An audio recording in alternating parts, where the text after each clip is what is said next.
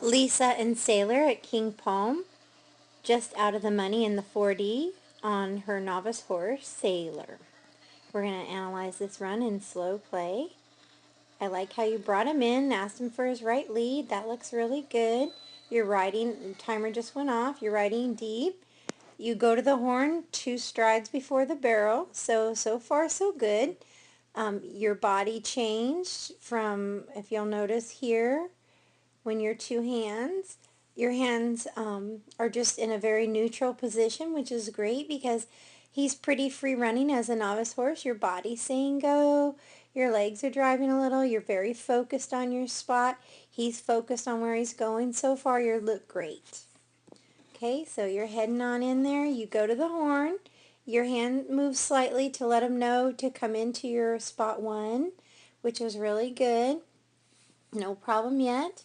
He's starting to get his pivot foot under him. First strider 8, second strider 8. He's a big boy, so if you'll notice, he took his 2 strides of 8. Now he's getting his pivot foot under him. Right here, you could round your back a little bit and tuck your seat a little bit. That will help him come back. So, but I like that you're riding straight with your body into the hole. If you were to turn too soon, you would make him come back over the barrel. But you're waiting till your leg is at the barrel, which is great. Your hand is starting to pick him up.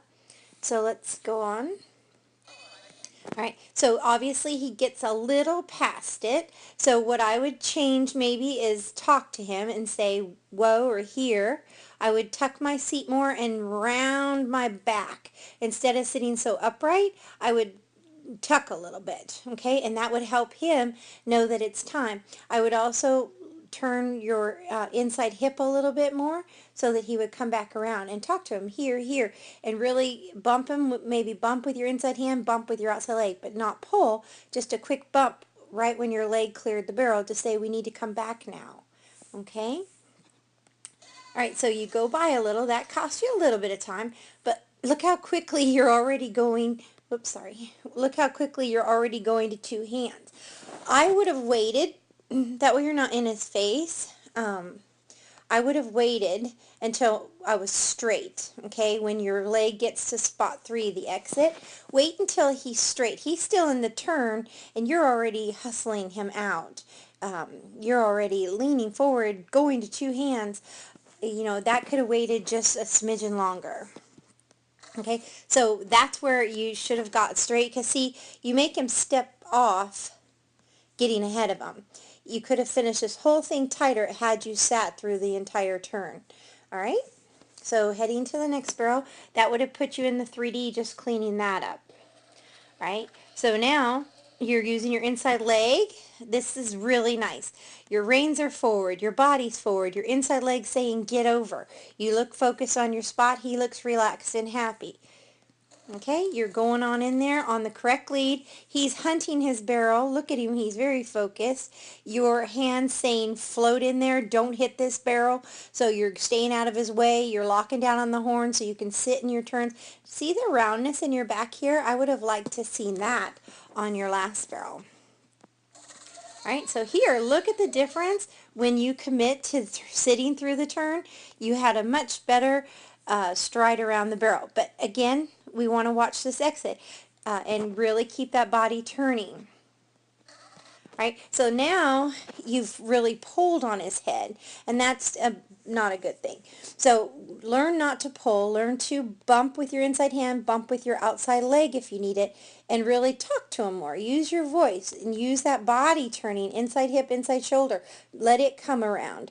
That way you're not getting in his face like that. That's not good, and that's going to cost you, you know, 2/10 over here and 3/10 over there, so you've already got a half a second there. All right, let's go on with it. This here's nice. You after you got done pulling on, you're late getting back to 2 hands. So you should have been 2 hands the first stride out, but instead you got into a pulling match with him, and then you're only 2 hands halfway between second and third. All right, but this is nice. You're focused on riding to your spot. That looks really good. What, you rated a little late on this barrel, but you're probably wanting to be safe and not hit.